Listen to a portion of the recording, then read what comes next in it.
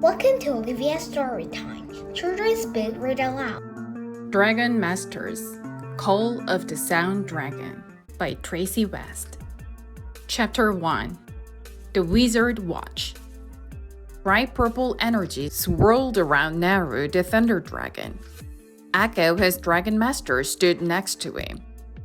The green dragon stone she wore glowed. Echo reached out with both arms. Naru's energy swirled around her. Then it poured out of her hands. Drake, Rory, Bo, and Anna watched with wide eyes, excited to see Echo use her powers as a dragon mage. The energy from Echo's hands turned into a wall of purple energy. "Cool force field!" Drake exclaimed. He had once seen Echo use Naru's energy to make a whip of purple light, but he had never seen her make a force field before. "My connection with Naru is so strong that I can tap into his energy and use it. That is what it means to be a dragon mage." She lowered her hands and the energy wall disappeared. "That was awesome!" Rory exclaimed. Bo raised his hand. "What exactly can dragon mages do with their dragon's energy?" "They use that energy to perform some of their dragon's power," she explained. "It takes many years to learn this. I can't create a thunder blast like Naru does, but I can use his energy to make a regular power blast, or create a force field like I just did." "Petra is going to be sorry she missed this," Drake said. "If I go get her, will you make another force field?" Echo smiled. "Of course." It's strange seeing Echo smile, Drake thought, as he ran to Griffith Wizard Workshop. Echo had been Griffith's first student. She had made some bad choices in the past, but recently she had risked her life to save Drake and Rory from the dark wizard named Muldred. Muldred had tapped Echo in time with a bunch of his wizard enemies. The Time Dragon had freed Echo and all the wizards. Now Echo was back in the castle, helping Griffith teach the Dragon Master. The wizards were another problem. Some of the wizards trapped in the wall were evil, and now they were on the loose. "Petra, come see what Echo can do," Drake told the curly-haired girl, who was busy helping Griffith. "In a minute, we're almost done with the first part of the Wizard Watch," Petra said. Griffith looked in Muldred's journal and found the names of tapped wizards. She pointed to a sheet of paper on the wall. "I wrote their names on this chart. Now Griffith is marking the bad ones. If we find them, we can keep an eye on them in case they start causing trouble," Griffith said. "That sounds like a good plan," Drake replied. "Indeed," the wizard agreed. He turned to Petra. "I can finish this myself. You should go train with the others." "Are you sure?" Petra asked. "I could—" Boom! A loud sound erupted from Griffith's gazing bowl. Rainbow light swirled inside the bowl. "What's happening?" Drake cried. Chapter 2. Trouble in Rammus. "I asked the gazing bowl to alert me of any unusual wizard activity," Griffith explained. He waved his hand over the glass bowl and must have spotted something. Echo, Rory, Anna, and Bo raced into the workshop. "We heard a loud boom," Bo cried. "What's going on?" Anna asked. Just then, the rainbow light faded and the scene appeared inside the glass. Everyone crowded around the gazing bowl. They saw a large stone arena with tall archways. It was shaped like a circle and up into the sky. The arena sat in the middle of the city. "That's the city of Rammus," Petra remarked. A strange red and yellow mist hung over the arena. "That mist looks magical," Drake said. Griffith nodded. "That mist is a sign of the wizard battle," he said. "When wizards fight each other, their magic builds up and gets out of control. That is why wizard battles are forbidden." Petra checked the chart up on the wall. Griffith, the wizard named Marco, came from Rammus. Yes, Griffith said. That is where he lived before Maldred trapped him. Do you think Marco is behind what is happening in the arena? Rory asked. It is likely, the wizard replied. We need to stop that battle before somebody gets hurt, Drake said. Yes, but remember, many dark wizards escaped from Maldred's time trap. I will need some of you to stay here to watch the gazing bowl, Griffith said. I will stay behind, Echo offered. I'd like to go to Rammus, Petra said. It's close to my home in Hellas. I know my way around. That will be helpful, Petra. You and Zara shall go, Griffith said. As will Drake and Worm. We will leave right away. But, Rory began.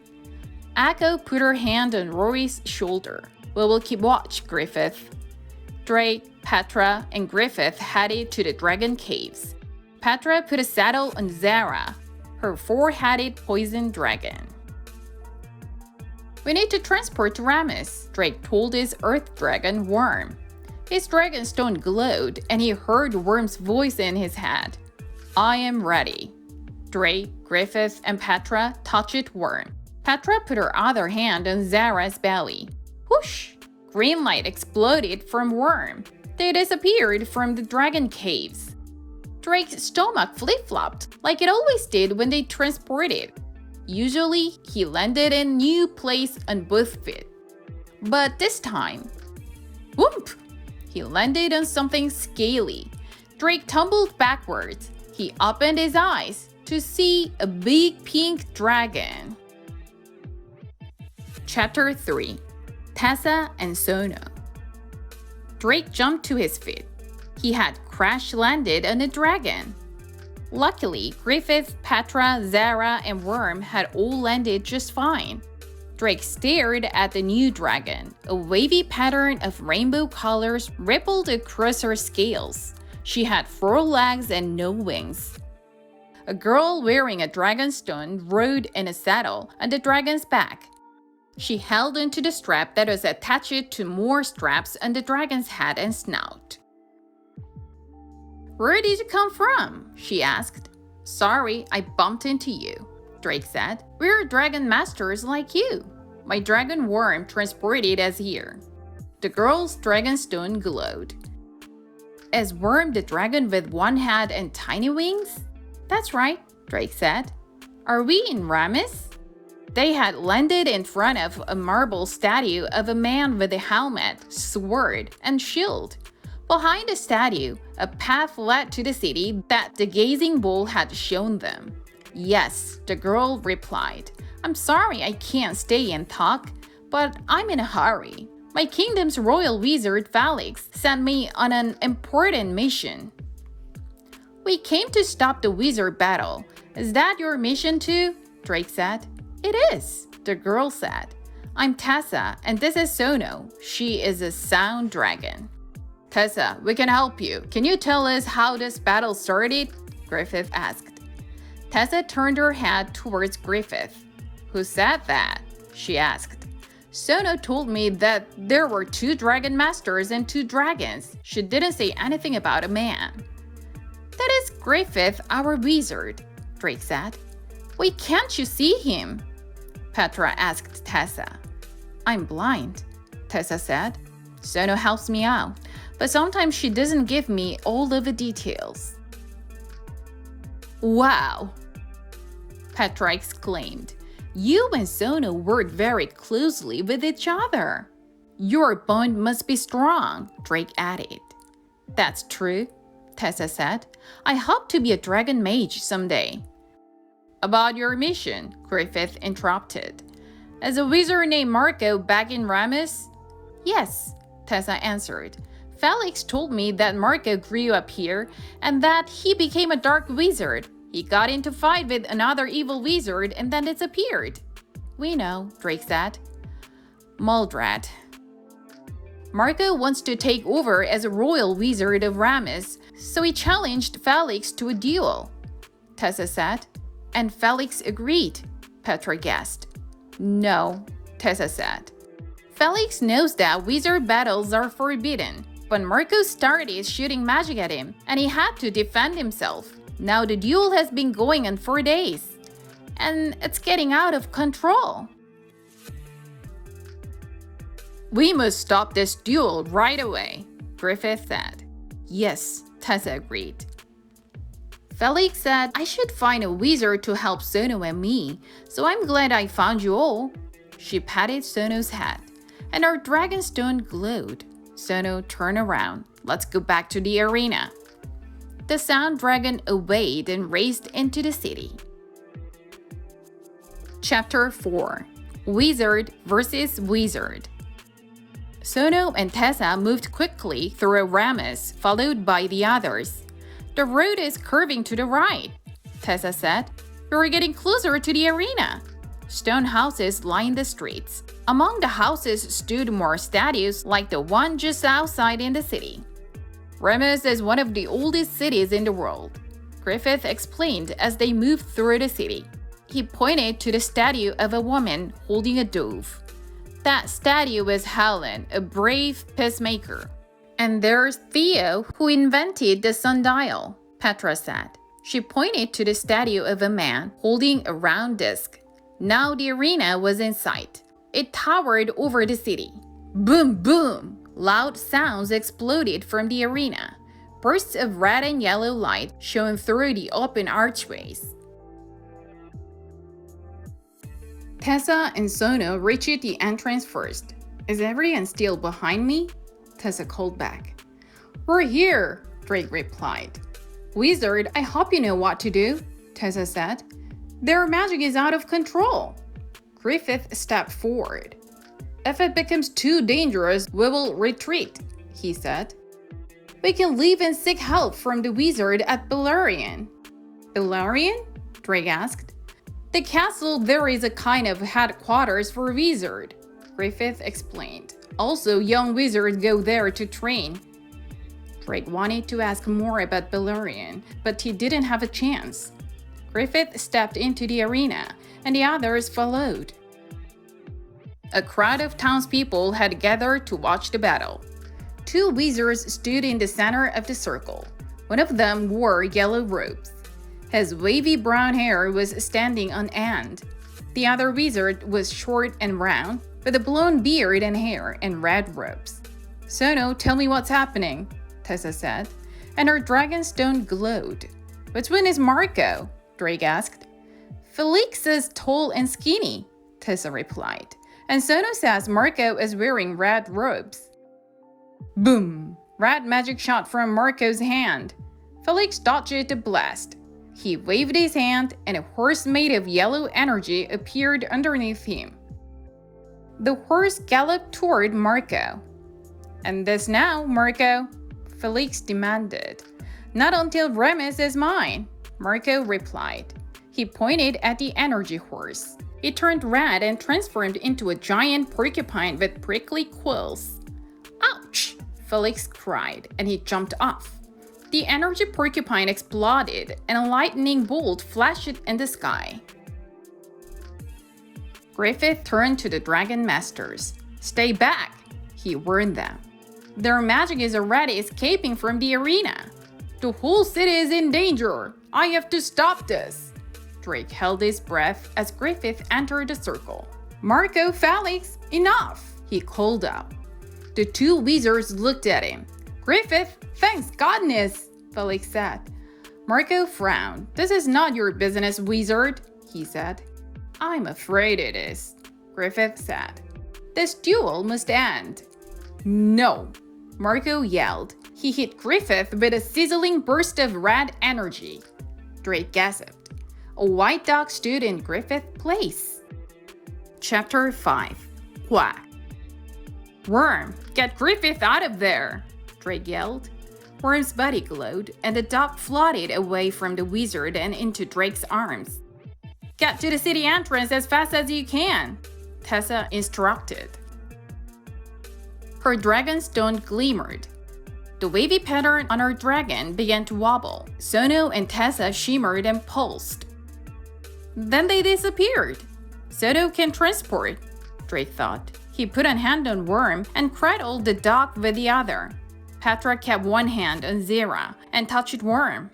Worm, transport us back to the entrance of the city, Drake commanded.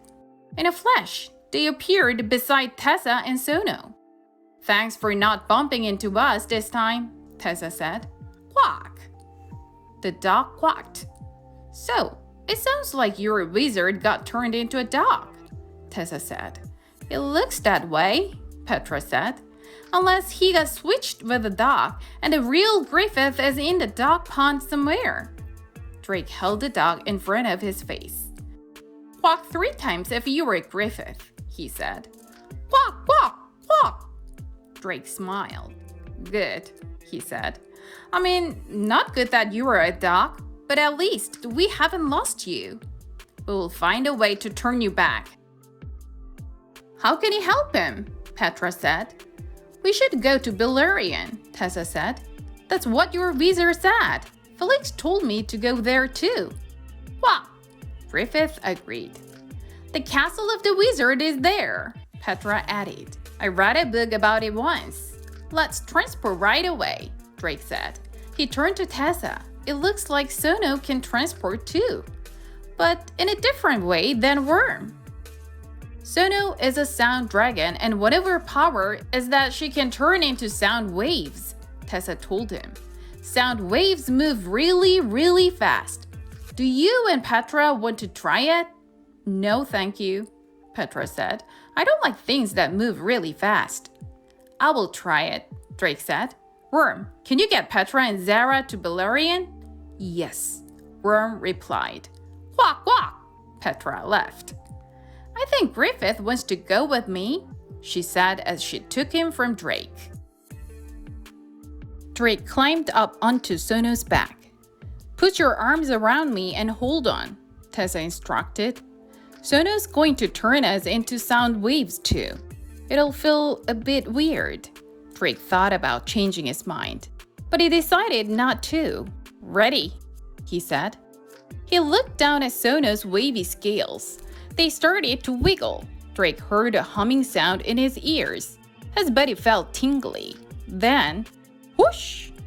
They spat toward Valerian at a speed of sound. Chapter 6. Valerian. Drake's head felt very fuzzy. They were moving impossibly fast. He felt frightened and excited at the same time. This is really different from when Worm transports, he thought. The tingly feeling stopped. Drake blinked. They had landed on a flat green plain, overlooking a blue sea. A path led to a tall castle that towers on the end of a cliff. What did you think, Drake? Tessa asked. Drake grinned. That was a wild ride, right? Tessa patted the braid of hair wrapped around her head. That's why I wear my hair like this. Otherwise, it flies all over. Green light flashed, and Worm appeared with Zara and Petra, who held Griffith under one arm. What? You beat us, Petra said, surprised. Sono is really fast, Drake told her. Then he looked at the path leading to the castle. That must be the castle of the wizard. Let's walk.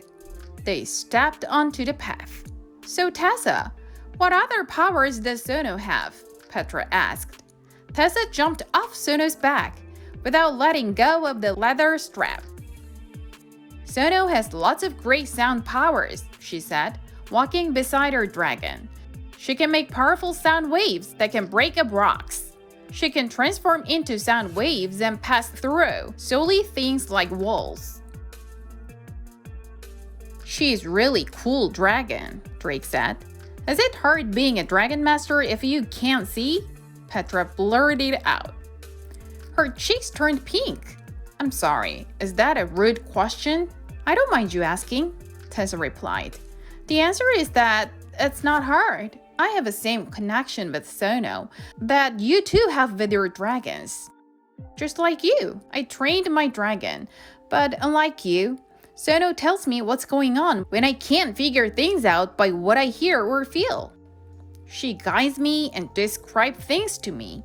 That's awesome, Drake said. Before I met Sono, Tessa explained, I used this staff to help me get around. She pulled out the long staff strap to her back. How does that work? Drake asked. Tessa let go Sono's strap. She gripped the staff just below the dragon head carved on the top. Then she held the staff in front of her and walked forward. She moved it from left to right, tapping the ground. I moved the staff a little wider than my body to make sure it's clear for me to take a step. I can feel if there is a rug in front of me or a door, stuff like that. That's so smart, Drake said. Thanks, Tessa replied. I use my hearings and other senses to get information about my surroundings too. But having Sono as my guide is the best. Sono's one of the coolest dragon I've ever seen, Petra said. Tell me about Zara, Tessa said. What kind of powers does she have? She's a dragon with poison powers called a Hydra, Petra explained. But she also has a beautiful song. She can heal anyone who is hurt by her poison. That is an amazing power, Tessa said. Can I hear her song? Petra smiled. Sure, she said, and her dragonstone glowed. Zara, please sing for me. The Hydra's foreheads began to sing together in harmony. A sweet, pretty tune filled the air. While Zara sang, Tessa's dragonstone glowed. A soft pink light shone from Sono. The light got brighter, and Zara's song became louder. That's another power, Tessa said. Sono can change sound waves to make sounds louder or softer. Zara and Sono should experiment more when we have time, Petra suggested. They had reached the castle. A wizard guard wearing a tall black hat stood in front of the door. Stop! No dragons may enter here, he yelled. Chapter 7. The Castle of the Wizard. The guard frowned and crossed his arms. You have to let us in, Tessa demanded. There is a wizard duel happening in Rammus. And our wizard has been turned into a duck, Drake said. Petra held out Griffith. Quack! The guard raised an eyebrow. Is that so? That duck sounds like an ordinary duck to me. He bent down and looked the duck in the eyes. Quack!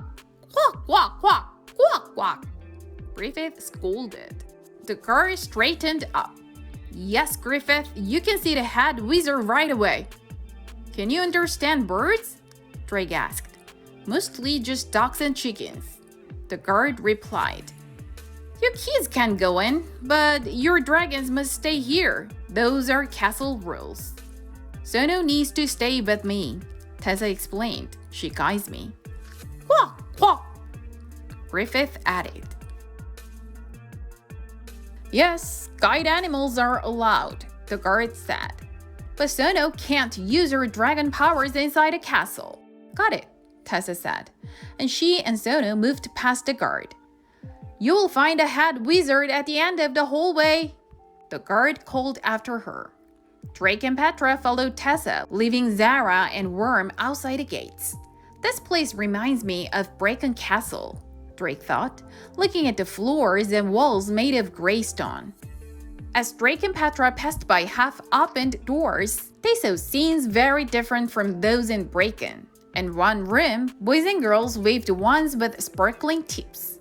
Right, Griffith said the young wizard trained here, Drake remembered. In another classroom, a boy pointed his finger at an apple. It turned into a potato. Another room was filled with glittery purple fog. Finally, they reached the door at the end of the hallway. Drake moved to knock on it, but the door swung open on its own. They heard a voice from within. Griffith, what trouble have you gotten into? Chapter 8. The Head Wizard. Drake and Petra stepped into the room where a woman was sitting behind a desk. The woman wasn't wearing a wizard's hat. Her white hair was pulled back from her wrinkled face. Instead of wizard robes, she wore an orange dress with fabric draped over her shoulder. But when her dark brown eyes gazed at him, Drake shivered. He could almost feel the magic coming out of them.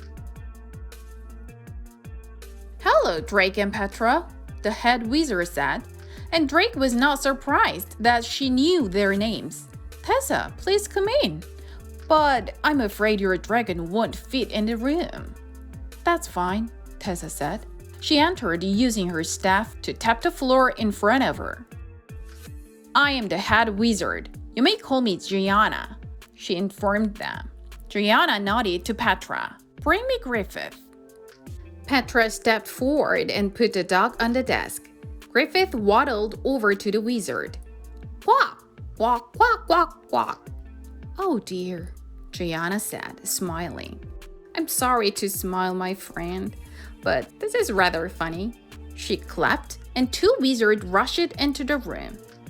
"Perform the spell of undoing on this dog," she told them. "He should end up as a human wizard when you are done." One of the wizards scooped up Griffith. Then they both left without a word. Drake frowned. "Will this spell work?"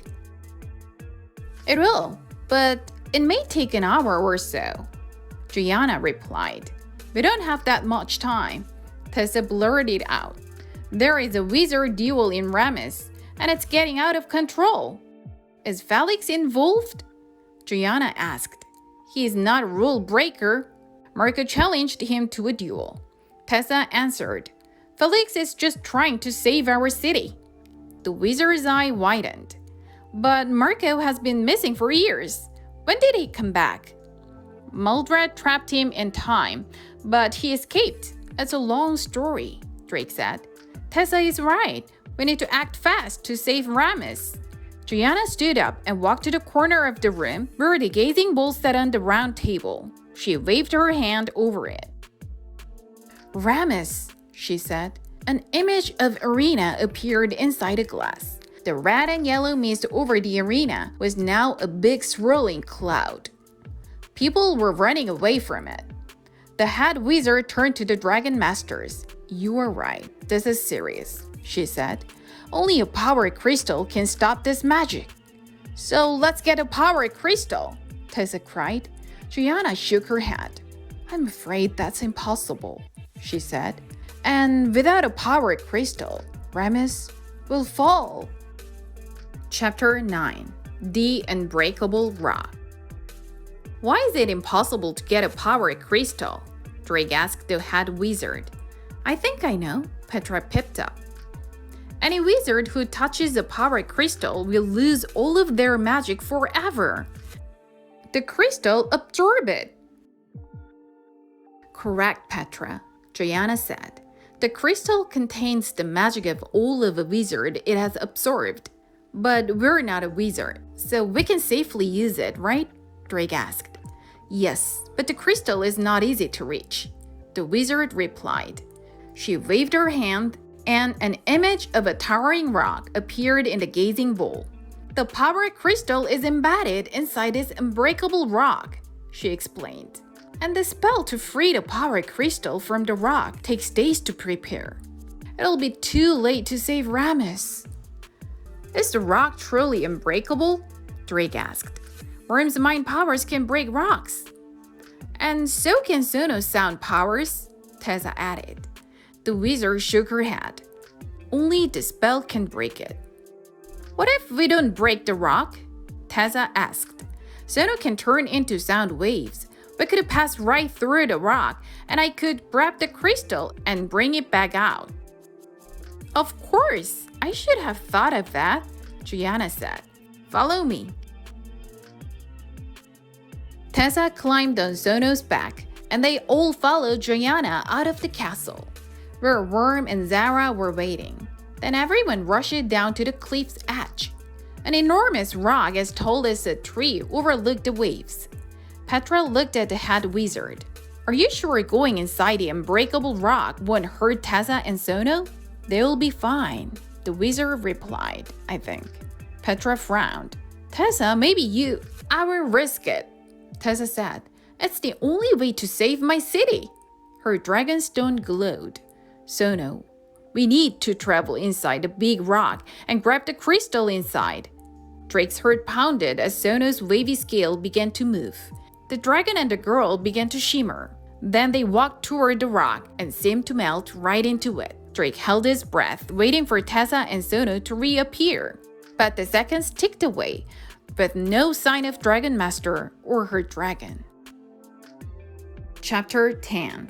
The Plan. Drake and Petra exchanged worried looks. "Tessa, where are you?" Drake wondered. Suddenly, the rock began to glow with pink light. Tessa and Sono came out of the rock, wavy and shimmering. When they became solid again, Drake saw a glittering crystal the size of an apple in Tessa's hand. "We did it!" Tessa announced. She held out the power crystal. Joanna stepped away from Tessa. "I must not touch the crystal. Please hold on to it. It is very powerful and you cannot let it fall into the wrong hands." Tessa tucked the crystal into a bag hanging from her belt. "Now," Joanna said, "let us return to the castle and see if Griffith is ready." When they arrived at the front gates, Griffith walked out of the castle. Drake and Petra ran up to him. "Griffith, it's so good to see you!" Drake cried. The wizard hugged his dragon masters. Joanna pointed to Tessa. "Griffith, this brave dragon master has freed a power crystal from the unbreakable rock." "Well done, Tessa," Griffith cried. He stroked his beard and few feathers flew out. "But Joanna and I cannot touch it." "But we can," Drake said. "We will use the crystal to soak up all the magic from the wizard battle, and you wizards could get Marco and Felix to stop fighting," Tessa added. "That's a good plan," Joanna agreed. "Drake, can you please ask your dragon to transport everyone?" Drake nodded. "Sono and I will meet you at the arena," Tessa said. Then she and Sono disappeared. "I will meet you there too," the head wizard said. And with a snap of her fingers, poof, she disappeared. Worm transported everyone else to Rammus.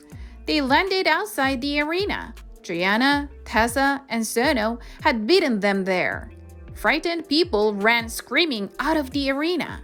Overhead, the swirling red and yellow cloud looked much bigger. "How do we use the power crystal?" Drake asked Griffith and Joanna. "Oh no," Tessa said. "Do you hear that? Something big is coming." She pointed behind them. They turned to see a giant statue as tall as the arena. It was alive, and it was stomping toward them. Chapter 11. A Giant Problem. "That's the statue from the city entrance," Drake cried. "Only it's enormous and alive." "The magic from the battle has done this," Griffith said. "Joanna and I need to stop the battle before the magic causes more problems. Dragon Masters, use your dragons to stop the statue, then hurry into the arena with the crystal." Griffith and Joanna ran into the arena. Drake and Petra stared up at the giant stomping toward them. It carried a stone sword and shield. The ground rumbled as it walked. The stone straight cracked under its huge, heavy feet. "How are we supposed to stop that?" Drake wondered. "Drake, didn't you say Worm could break up rocks like Sono can?" Tessa asked. "That's right," Drake said. "But I'm not sure if his mind powers are strong enough to break a magical stone man." His dragon stone glowed. "I can try," Worm said. "Maybe Sono can add her powers to Worm's," Tessa said. "First, we need to get the statue away from the townspeople before we attack it. Zara and I can handle that," Petra said. Her face was pale, but her voice was brave. "Then let's stop this statue," Tessa cried. Petra jumped onto Zara's back. "Zara, fly!" The Hydra launched into the air. She flew up to the giant's face. "Over here, giant!" Petra yelled. "Bet you can't catch us!" The statue followed Petra and Zara, turning away from the city and stomping toward the field. Drake and Tessa chased after it with their dragons. "As soon as we reach the fields, I will tell Worm to attack, Drake called out. And when he does, Sono will join in, Tessa called back. The statue followed Zara and Petra all the way to the fields. When they got there, Zara flew around the giant's head. The statue began to move in a circle, confused. Petra and Zara flew away. Worm, now, Drake yelled. A green light swept from the top of the worm's body to the end of his tail. It grew brighter and brighter. Worm closed his eyes. Worm's green light snaked up Statue's leg, making cracks in the stone. Sono, break this giant into bits! Tessa shouted. Sono's body began to shimmer. Wavy pink lines poured from the sound dragon's body and wrapped around the giant. The statue started to shake. Chunks of rock broke off and tumbled to the ground. Tendrils of Worm's green light spread all the way up to the statue's head. Sono's pink light made the statue shake harder and harder. We'd better move back, Tessa called out to Drake. The dragons stopped their attack. Sono and Tessa raced away, and Drake and Worm hurried after them. Then, boom! The stone statue exploded into chunks of rock and dust. Chapter 12. Into the Storm. When the dust cleared, Drake ran over to his friends. They weren't hurt. Petra's hands were shaking. That was scary, she said. You did a great job drawing the statue out of the city, Tessa replied. The cloud of magic still swirled overhead, sparking and shooting out lightning bolts. Griffith and Gianna need us, he said. Let's go. They raced into the arena. Griffith and Gianna were on the edge of the circle, floating in protective magical bubbles. They were trying to talk to the battling wizard. Griffith zoomed over to the three dragon masters. Marco and Felix will not listen to us, he said. And we cannot use our magic to fight them. It will only make the magic cloud bigger. You must use the power crystal. How does it work? Drake asked. Griffith pointed to the sky. You must take the crystal up there, beneath the magic cloud. The crystal will absorb the magic once you are close enough to it. Just be careful not to touch the cloud. You may end up as a duck or worse, Drake finished. Petra stepped forward. Zara can fly up to the cloud, and I will make sure she doesn't touch it, she said. But one of you will have to hold up the power crystal to absorb the magical energy. I will hold the crystal, Drake said. Tessa held out the power crystal. You too can do this. Drake took it from her. Thanks. He climbed onto Zara behind Petra. Are you ready? Drake asked Petra. As ready as I will ever be, she replied. Zara, fly! Zara flew up over the dueling wizards. The very center of the magic cloud rolled like a tornado. Flash! A lightning bolt streaked down from the cloud, and Petra steered Zara away from it. Then the dragon zoomed back toward the cloud's spinning center. Drake held the power crystal above his head. Nothing's happening, he yelled. We need to get closer. Petra nodded, and Zara flew up fast. One of Zara's head almost touched the cloud. Slow down, Zara, Petra cried. Above them, a thin stream of a magic cloud twisted out toward the power crystal. It hit the crystal, which began to glow. The cloud swirled faster and faster, disappearing into the crystal. Drake felt the crystal pulse in his hand. He added his other hand and held on tightly. Light became from the crystal as the cloud became smaller and smaller and smaller, until it disappeared. The crystal felt cool in Drake's hands. The magic cloud is gone, Drake cheered. Chapter 13. A good team. Petra steered Zara back down onto the arena floor. Griffith and Gianna were still floating in their protective bubbles. Bam! Marco shot a red magic blast at Felix. The wizard dodged it. The bodies of both wizards sizzled with magical energy. If Felix and Marco don't stop fighting soon, they will create another magic cloud, Drake said. They need to calm down, Tessa said. Petra looked at Tessa. Tessa, Zara's music might be able to help. Sono can make sounds loud, right? Can she control where they go to? Yes, Tessa replied. I think I know what you want to do. Let's try it. At Petra's command, Zara began to sing a calm and soft song, like a lullaby. Sono controlled the sound waves of the song. She made the sound louder and aimed the sound waves right at the two wizards. The waves reached the wizard. Marco's hands were raised for another strike, but he slowly lowered them. His eyes drooped. Felix saw Marco's weakness and charged forward, but then he stopped. His eyes drooped too. The two wizards swayed back and forth. Then they sank to the ground, fast asleep. Pop, pop! Griffith and Gianna popped the protective bubbles they had made. They landed beside the sleeping wizard.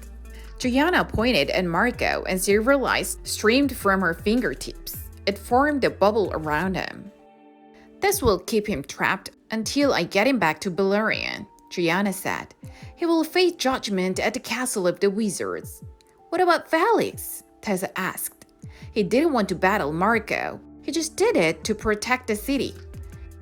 He isn't in trouble, Gianna assured her. That's good, Tessa said. Now we need to get the power crystal safely back inside the unbreakable rock, Gianna said. Tessa, would you mind bring it back to Valerian? No problem, Tessa said, and Drake handed the crystal to her. I'll meet you at the castle when you're done here, Gianna said. She snapped her fingers, and silver sparks showed over her and Marco. Poof! They disappeared. Suddenly, Felix opened his eyes. Marco, you will never... He sat up. Marco? Has been captured, Griffith told him. And if you're okay, my friend, I will return to Bracken with Drake and Petra. Petra spoke up. Actually, she said, I'd like to stay here in Rammus. Chapter 14. A message. Petra, why don't you want to come back to Bracken? Drake asked. Someday I will, Petra said, but I miss my home, and Rammus is closer to it. Also, I'd like to find out what Zara and Sono can do when they work together. The two dragons were smiling at each other. I think that is a splendid idea, Petra, Griffith said. Drake hugged his friend. I will miss you, we all will. Petra smiled. I'll miss you too, she said. She turned to Griffith. You are the best teacher. Thank you. Felix is a good teacher too, Griffith replied. Felix smiled. Thank you, Griffith, he said. I will enjoy having an extra pupil. Petra and I will meet up with you after we take this power crystal back to Valerian. Tessa told her wizard. She turned to Drake. I'm glad you all bumped into me and Sono earlier. Me too, Drake said, smiling. Okay, Tessa said, we need to go. Petra frowned.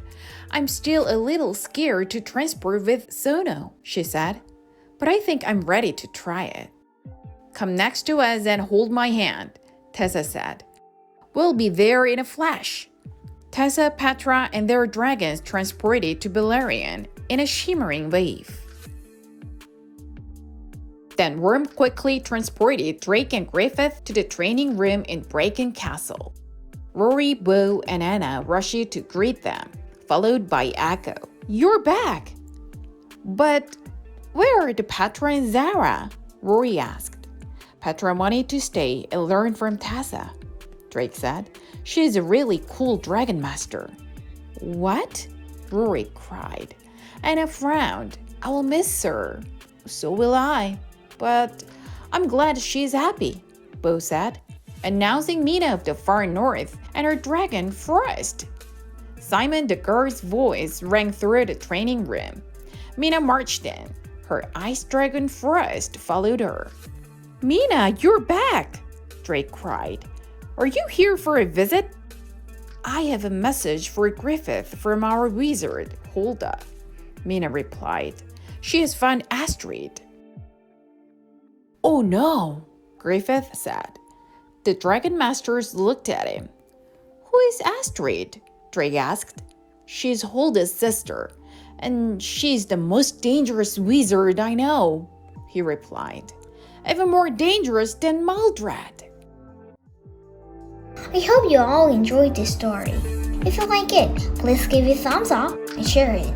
Remember to subscribe. Thank you so much.